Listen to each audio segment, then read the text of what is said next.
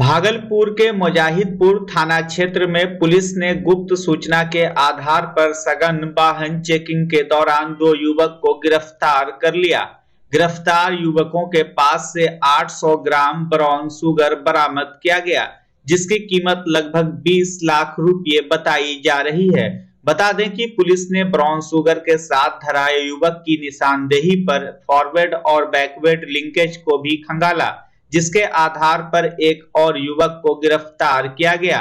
इधर सोमवार को वरीय पुलिस अधीक्षक आनंद कुमार ने प्रेस वार्ता के दौरान विस्तृत जानकारी दी। उन्होंने बताया कि पुलिस को गुप्त सूचना मिली थी कि ट्रेन के द्वारा पश्चिम बंगाल से प्रतिबंधित ब्राउन शुगर भागलपुर लाया जा रहा है, जिसके बाद सिटी एसपी अमित रंजन की निगरानी में और सिटी डीएसपी अजय कुमार चौधरी के नेतृत्व में एक एसआईटी टीम का गठन किया गया। गठित टीम के द्वारा मुजाहिदपुर थाना पुलिस के सहयोग से एवं एसआईटी द्वारा प्राप्त सूचना एवं तकनीकी अनुसंधान के आधार पर सघन जांच अभियान चलाया गया। वहीं जांच के क्रम में दयानंद उर्फ दया और रोहित कुमार को पुलिस ने जांच के लिए रोका और उनकी तलाशी ली तो पुलिस ने उनके पास से 800 ग्राम प्रतिबंधित ब्राउन शुगर बरामद किया। भागलपुर पुलिस के द्वारा नशे के कारोबार के खिलाफ एक बड़ी कार्रवाई की गई है और इसमें अभी तक पिछले 1 साल में सबसे बड़ी खेप ब्राउन शुगर का उसकी बरामदगी की गई है और 3 व्यक्तियों को जिसके मुख्य किरदार है इस पूरे सिंडिकेट का, उनको गिरफ्तार किया गया है और उनका नाम है दयानंद, रोहित और वासुदेव और उनके पास से कुल 800 ग्राम ब्राउन शुगर की बरामदगी की गई है, जिसकी मार्केट में कीमत 20 लाख से भी ज़्यादा बताई जा रही है। भागलपुर पुलिस के द्वारा नशे के कारोबार के खिलाफ कार्रवाई लगातार की जा रही है और ये जो पूरा सिंडिकेट है ये बंगाल से चीज़ों की सप्लाई करता है और कभी 4 पहिया वाहन के माध्यम से, कभी 2 पहिया के माध्यम से और कभी ट्रेन के माध्यम से। तो इसको जो हमारी जो डीआईयू की टीम थी वो लगातार इस पूरे सिंडिकेट को ट्रैक कर रही थी और इनको कल एक टिप मिला कि ये लोग वहाँ से बहुत भारी मात्रा में एक खेप लेके आ रहे हैं, जिसको कि भागलपुर के विभिन्न थाना अंतर्गत में बेचने का पूरा प्लानिंग था और इसके लिए एक सिटी एसपी की निगरानी में एक टीम बनी। इनके पास से 3 मोबाइल भी बरामद हुए हैं और उसको भी हम लोग खंगाल रहे हैं। इनके सिंडिकेट में और भी लोग हैं जो बैकवर्ड लिंकेज है इनका, जहाँ से माल को उठाते हैं और वहाँ से भागलपुर में लाकर इसको बेचते हैं, उसके बारे में टीम पूरी गहनता से पड़ताल कर रही है और हम लोग उसको भी लोकेट कर रहे हैं और उनकी भी गिरफ्तारी यथाशीघ्र सुनिश्चित की जाएगी। और इस तरह के ऑपरेशन पिछले 1 साल में कई जगह, कहलगांव में, फिर 35 में, ईशीपुर बाराहाट में भागलपुर पुलिस के द्वारा बरामदगी और गिरफ्तारियाँ भी की गई और ये जो हमारा अभियान है नशे के कारोबार के खिलाफ ये लगातार आगे भी जारी रहेगा। भागलपुर स्मार्ट सिटी में एक बार फिर स्मार्ट बिजली मीटर लगाने का विरोध शुरू हो गया है। आज वार्ड नंबर 33 के उपभोक्ताओं ने ईदगाह मैदान में एकत्र होकर SBPDCL के खिलाफ नारेबाजी की। वहीं बरहपुरा के शौकत अली उर्फ बंटी और काजी मोहम्मद इकबाल उर्फ मालिक ने बताया कि बिजली कंपनी इलाके में जबरन स्मार्ट प्रीपेड मीटर लगा रही है, जिसका सभी उपभोक्ता विरोध कर रहे हैं। बता दें कि 6 माह पहले भी विरोध के कारण बिजली कंपनी को बैकफुट पर आना पड़ा था। तब स्मार्ट प्रीपेड मीटर लगाने के दौरान स्थानीय लोगों ने जमकर हंगामा शुरू कर दिया था। हालांकि बिजली अधिकारियों का कहना है कि स्मार्ट प्रीपेड मीटर लगाने का काम रुकेगा नहीं, वहां दंडाधिकारी और पुलिस बल की भी तैनाती रहेगी। स्मार्ट मीटर लगाने का काम आगे भी होगा। इधर भागलपुर के वार्ड संख्या 33 में स्मार्ट बिजली मीटर लगाने के विरोध में कई अधिवक्ता भी कूद पड़े हैं। इसी कड़ी में बरहपुरा के रहने वाले क्रिमिनल एंड सिविल लॉयर सारिक मंजूर और शाहिद मंजूर ने कहा कि वे लोग SBPDCL के खिलाफ हाई कोर्ट में जल्द ही जनहित याचिका दायर करेंगे। वहीं हाई कोर्ट में PIL दायर करने को लेकर आज बरहपुरा के उपभोक्ताओं ने कंपनी के विरुद्ध हस्ताक्षर अभियान चलाया। मौके पर समीम मलिक, शब्बीर आलम, सादिक हसन, मोहम्मद चुन्ना समेत दर्जनों लोग मौजूद रहे। देखिए, हम लोग एकत्रित हुए इसलिए यहाँ पे कि बिजली जो है हमारे यहाँ स्मार्ट मीटर लग रहा है, तो स्मार्ट मीटर के लेकर के हमारे यहाँ के लोगों में खौफ है कि ये मीटर जो है हम रिचार्ज कैसे करेंगे। हमको पैसा मिलता है, रोज कमाते हैं, रोज खाते हैं, 2 महीना 4 महीना में कमाते हैं, महीना मिला नहीं मिला, इसके लेके हम लोग के यहाँ परेशानी है। सब मजदूर क्लास लोग हैं, ऐसे भी बिहार में टोटल मजदूर क्लास ही लोग हैं। अपने यहाँ टोटल जो है मजदूर की तो प्रोडक्शन है यहाँ।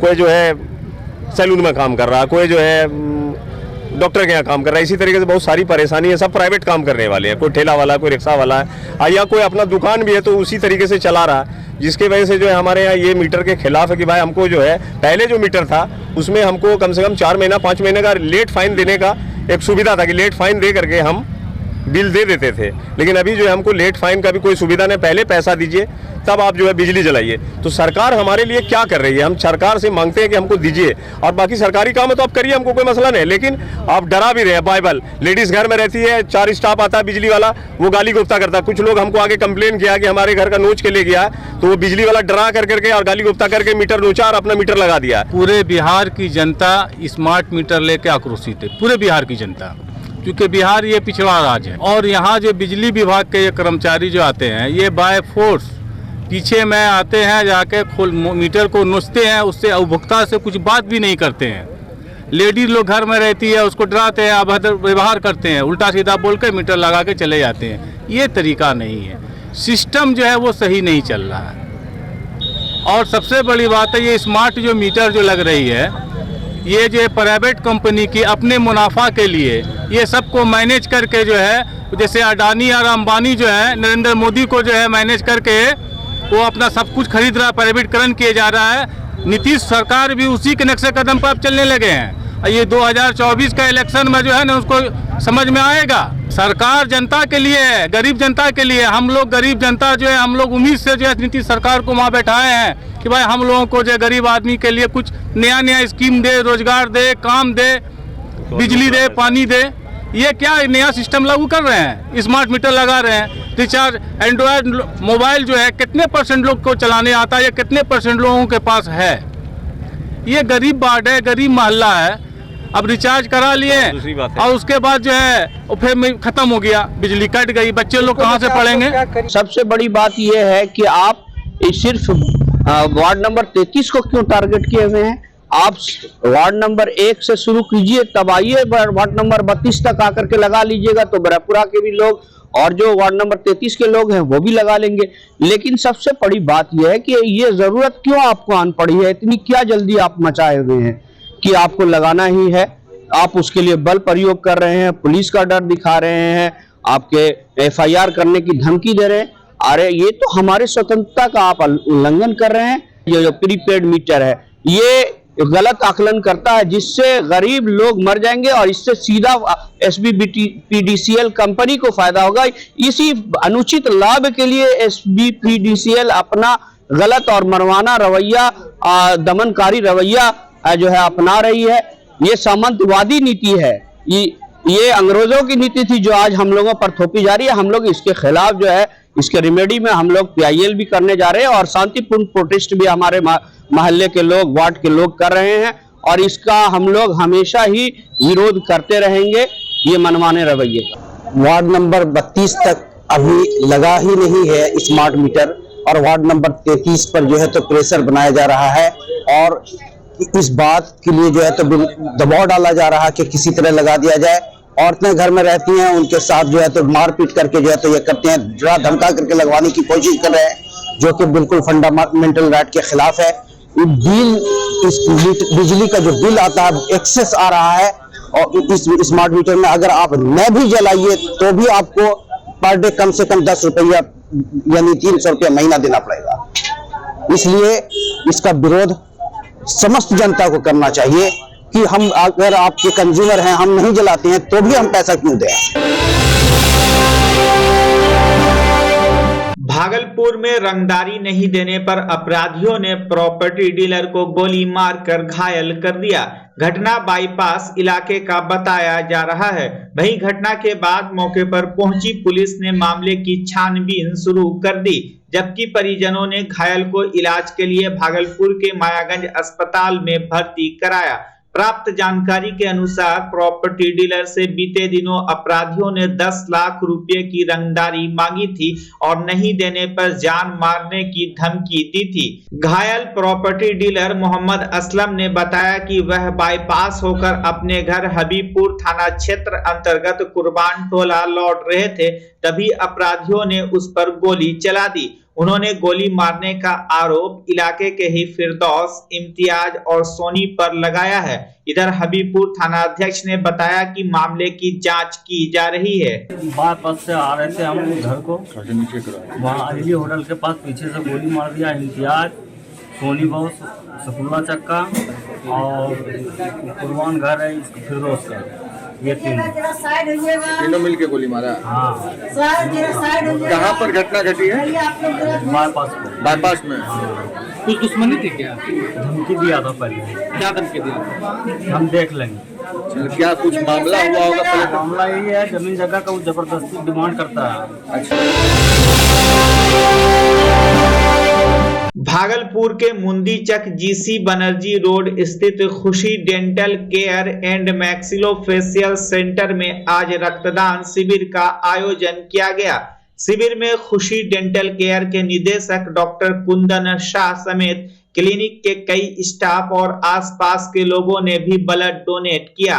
Maxillofacial surgeon doctor Kundan Shah ने बताया कि वैसे तो उनके सेंटर पर कई बार रक्तदान शिविर लगाया गया है, लेकिन इस बार का शिविर उनकी सुपुत्री कृषा के जन्मदिन के उपलक्ष्य पर आयोजित किया गया। डॉक्टर ने कहा कि शिविर के सफल संचालन में ग्लोकल ब्लड बैंक के अरुण कुमार झा और उनकी टीम का भरपूर सहयोग रहा। वहीं maxillofacial surgeon doctor Kundan Shah की माने तो रक्तदान महादान है। उन्होंने बताया कि 1 यूनिट ब्लड किसी की जिंदगी लौटा सकता है, इसलिए सबों को जहां भी मौका मिले रक्तदान जरूर करें। ब्लड डोनेशन, सबसे पहले ब्लड डोनेशन को बोला जाता है रक्तदान, जिसे कहा जाता है महादान।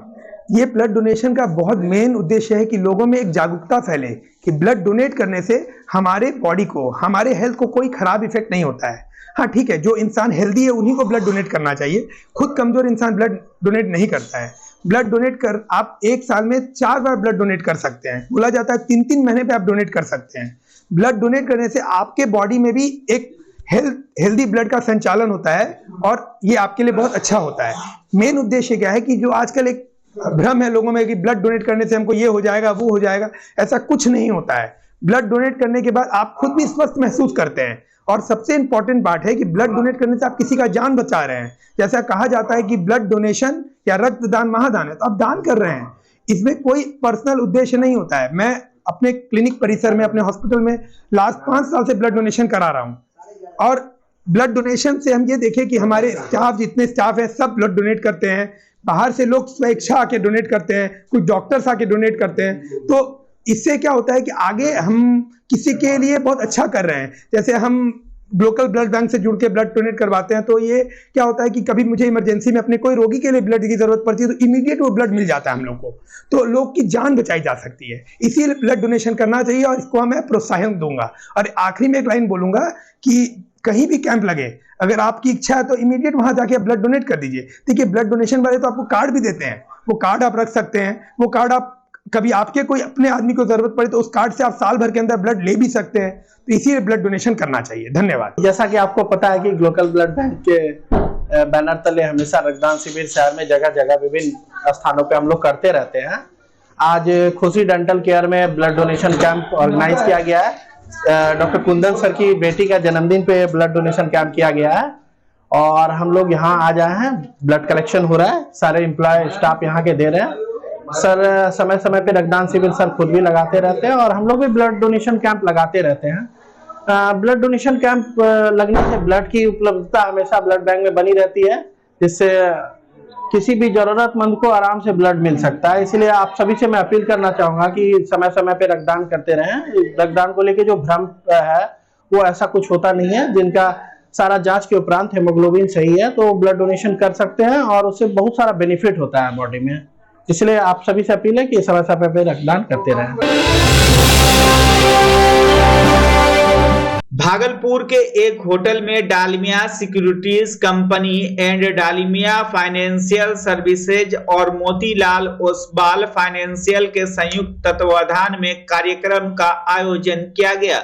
वहीं संचालक अभिषेक डालमिया ने बताया कि Dalmia securities and financial company के द्वारा शेयर बाजार, currency, mutual fund, insurance, home loan और फाइनेंशियल से संबंधित कार्य किए जाते हैं। बताया गया कि आम निवेशक शेयर बाजार या अन्य जगहों पर अपने पैसे कैसे इन्वेस्ट कर सकते हैं। एक दिवसीय प्रोग्राम में अभिषेक डालमिया, नीलम डालमिया, श्रेष्ठ डालमिया, हर्षिता डालमिया, कृष्ण डालमिया, रेखा डालमिया, कृष्ण गोयंका, रोहित अग्रवाल, अनूप कुमार अग्रवाल, स्नेहा अग्रवाल, सीए संदीप झुंझुनवाला, दीपक सुल्तानिया, राम बिहारी, रोहित अग्रवाल, शिवम झुंझुनवाला, डॉक्टर अखिलेश कुमार, परमानंद अग्रवाल, केशव केडिया, संदीप नायक, नीरज कुमार मिश्र, चंद्र मोहन चौधरी समेत कई लोग मौजूद थे।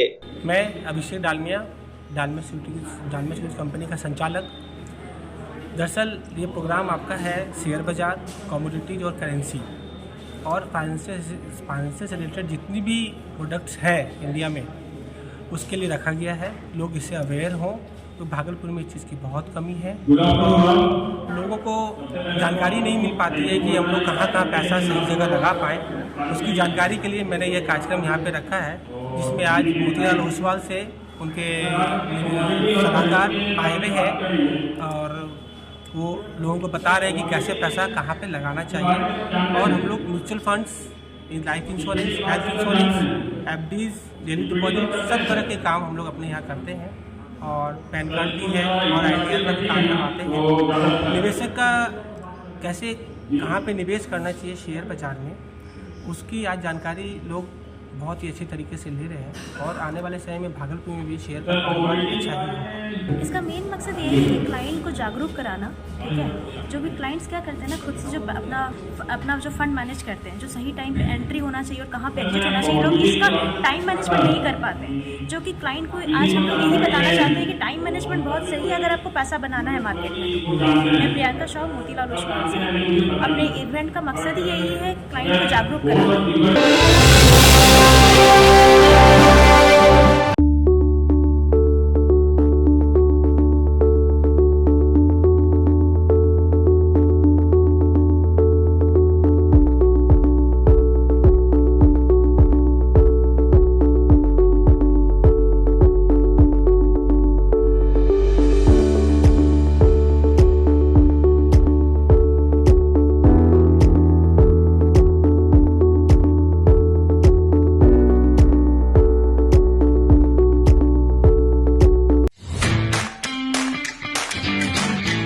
नए भारत की नई पहचान वेल्ट्रॉन स्मार्ट LED टीवी अब आपके लिए लेकर आए हैं भारत में निर्मित बेस्ट क्वालिटी के Android LED TV, frameless LED TV, home theatre, cooler, ceiling fan.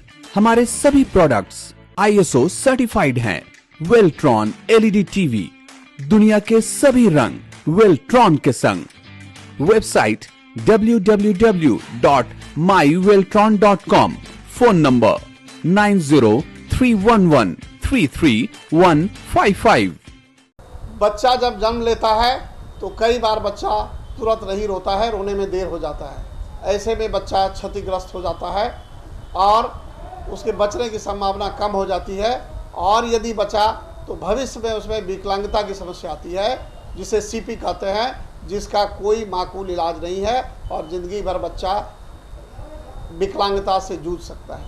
ऐसे में पूरे संसार में कूलिंग थेरेपी का सहारा लिया जाता है। जन्म से ठीक 6 घंटा के अंदर यदि उसको कूलिंग थेरेपी दिया जाए तो उससे उसका CP की समस्या कम होती है और बचने की भी संभावना बढ़ती है। पहली बार बिहार झारखंड में आपके शहर के स्नेह नवजात शिशु बाल सेवा केंद्र में यह मशीन उपलब्ध है।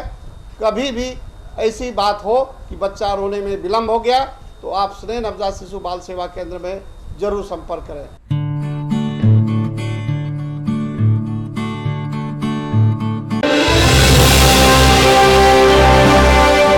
20 वर्षों से फिजियोथेरेपी चिकित्सा में सेवा प्रदान करने वाले एवं अपनी कार्य कुशलता को लेकर विख्यात भागलपुर के डॉक्टर प्रणब को एम्स नई दिल्ली में बेस्ट क्लिनिशियन सम्मान से सम्मानित किया गया।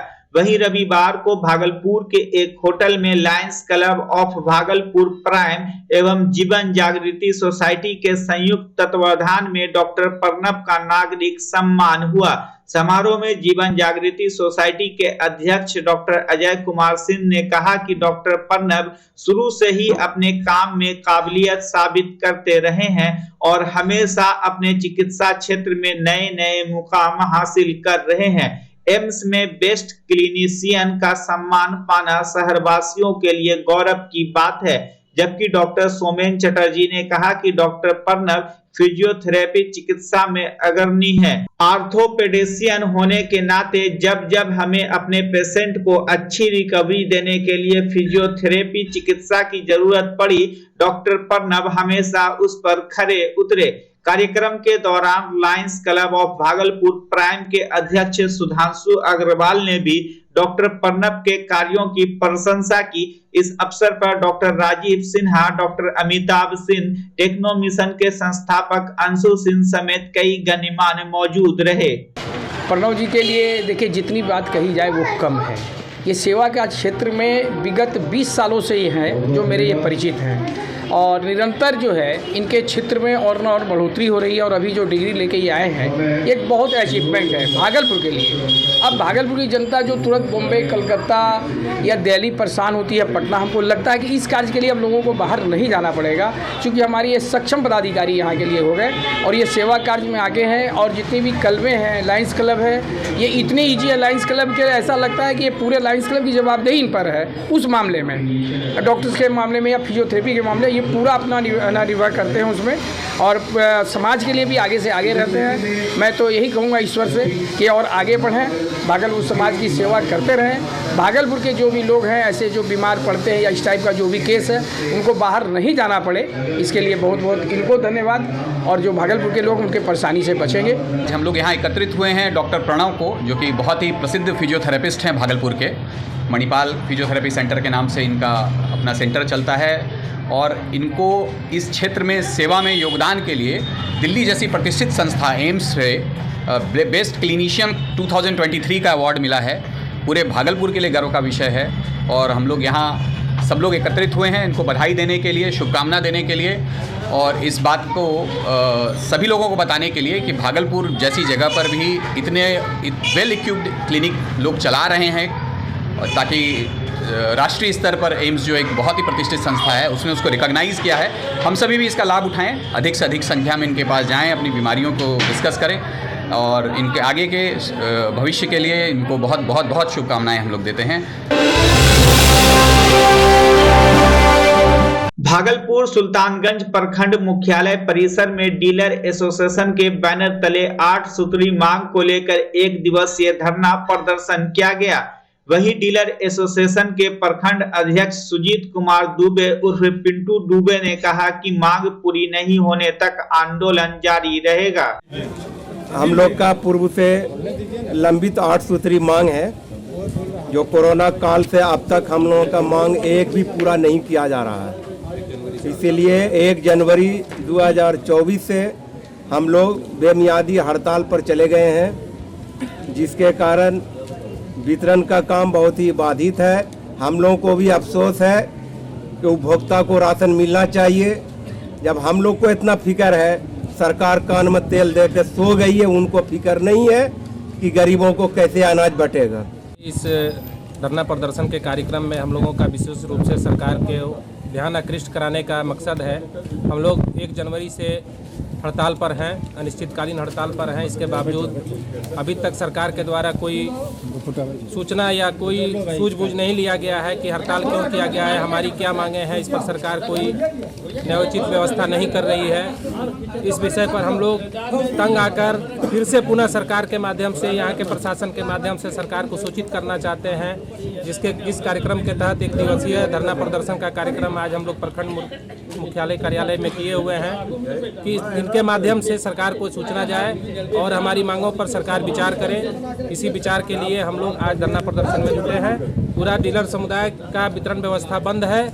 पुनः हम आप लोगों के मीडिया कर्मी के माध्यम से भी चाहते हैं कि सरकार तक हमारी बातों को पहुंचाने का काम करें। हम लोग भी चाहते हैं कि यथाशीघ्र हड़ताल टूटे और हम लोग वितरण व्यवस्था जारी करें। बिहार के रोहतास में सावित्री बाई फुले की जयंती समारोह के बहाने राजद के कद्दावर नेताओं का जमावड़ा देखने को मिला। दरअसल जिले के डेहरी में डेहरी के राजद विधायक फतेह बहादुर की ओर से जयंती समारोह का आयोजन किया गया था। इस मौके पर बिहार सरकार के शिक्षा मंत्री प्रोफेसर चंद्रशेखर और भूमि सुधार एवं राजस्व मंत्री आलोक मेहता, मंत्री अनीता चौधरी ने संयुक्त रूप से दीप प्रज्वलित कर समारोह का उद्घाटन किया। वहीं समारोह के बहाने नेताओं ने राजनीतिक विरोधियों सहित मनुबात पर भी जमकर हमला बोला। तो मैं ये बताऊं ना, ये स्पष्ट है ना कि आपको चोट लगेगी तो आप कहाँ जाओगे? मंदिर या अस्पताल। आपको पढ़ाई करनी होगी, कलेक्टर एसपी बनना होगा, कप्तान बनना होगा, एमएलए एमपी विधायक बनना होगा, होशियारी लानी होगी, आप मंदिर जाओगे कि स्कूल जाओगे? ये स्पष्ट बात है। फतेह बहादुर सिंह जी ने वही बात कही जो माता सावित्री बाई फुले ने कही है। उसमें गलत क्या है? उन्हें माता सावित्री बाई फुले को कोट किया। शिक्षा की अनिवार्यता है कि नहीं? और फिर कहाँ जाएंगे लोग? लूटने के लिए, लुटाने के लिए लोग बैठा हुआ, लुटाने के लिए। तो जहां छद्म हिंदूवाद है, छद्म राष्ट्रवाद है, उससे भी सतर्क रहना चाहिए। ये हम लोग जानते हैं, कस्तूरी कुंडली बसे मृग ढूंढे वन माही, एते घटी घटी राम है दुनिया देखे नहीं। जब हम में तुम में खरे खम में हर जगह राम जी व्याप्त हैं, तो कहाँ जाओगे भाई ढूंढने के लिए उसको? भागलपुर गांधी शांति प्रतिष्ठान केंद्र की ओर से सरदार वल्लभ भाई पटेल और राष्ट्रवाद विषय पर व्याख्यान माला का आयोजन प्रकाश चंद्र गुप्ता की अध्यक्षता में किया गया। कार्यक्रम में मुख्य अतिथि के तौर पर डॉक्टर डीपी सिंह, डॉक्टर मणि भूषण, डॉक्टर मनोज कुमार और डॉक्टर फारूक अली मौजूद थे। वहीं अतिथियों का स्वागत वासुदेव भाई ने मोमेंटो देकर किया। इस अवसर पर संजय कुमार, एनुल हुदा, तकी अहमद जावेद समेत कई गणमान्य मौजूद रहे। आज गांधी शांति प्रतिष्ठान में गांधी शांति प्रतिष्ठान के द्वारा एक विचार गोष्ठी आयोजित की गई, जिसका विषय था पटेल और राष्ट्रवाद। मैं इस संदर्भ में कहना चाहूंगा कि अंध राष्ट्रवाद से बचने की जरूरत है। पटेल जैसी दृढ़ता, उनके जैसा आत्मबल, उनके जैसी कर्तव्यपरायणता और उनके जैसी स्पष्टवादिता और सत्यवादिता हम सबों को अपनानी चाहिए, ताकि हम सच को सच और झूठ को झूठ कह सकें। धार्मिक होना अच्छी बात है और धर्म और सांप्रदायिक होना दूसरी बात है। भारत धर्म प्रधान देश है। 1% लोग भी और 0% लोग भी नहीं बोलते हैं कि मैं नास्तिक हूँ। इसलिए धर्म की बहुलता तो यहाँ रहेगी, लेकिन असहिष्णुता सांप्रदायिकता से बढ़ती है, जो राष्ट्रवाद के निर्माण में एक बहुत बड़ा खतरा है। हमें उससे बचने की जरूरत है, इसलिए कि अंध राष्ट्रवाद अंधी गली की ओर ले जाता है और वह राष्ट्र के विकास में बाधक बनती है। पिछले कई सालों से हम लोग पटेल स्मारक समिति की तरफ से हम लोग जयंती मनाया करते थे, लेकिन और एक दिन 31 अक्टूबर को जो पटेल जयंती होती है और उसमें हम लोग पुष्पांजलि अर्पित करते हैं और उनको याद करते हैं। लेकिन आज के समय देश के प्रति और देश के निर्माण में सरदार पटेल किस तरह से जो है जरूरी है, इस बात पर चर्चा करने के लिए हम लोगों ने इस सभा में जो है सम्मिलित हुए और बहुत ही अच्छी चर्चाएं हुई, बहुत ही अच्छी बातें निकली। और मुख्य बातें यही है कि सरदार पटेल ने देश के निर्माण में, देश का स्वरूप बनाने में जिस तरह से भूमिका अदा की, जितने भी रियासतों को मिलाने में, और उससे बड़ा जो है योगदान सरदार पटेल का देश के निर्माण में नहीं हो सकता। और सरदार पटेल की एक ही मंशा थी कि अब पूरा जो देश है, वह चाहे वह हिंदू हो, मुसलमान हो, सिख हो, ईसाई हो, सारे का कौमियत होनी चाहिए।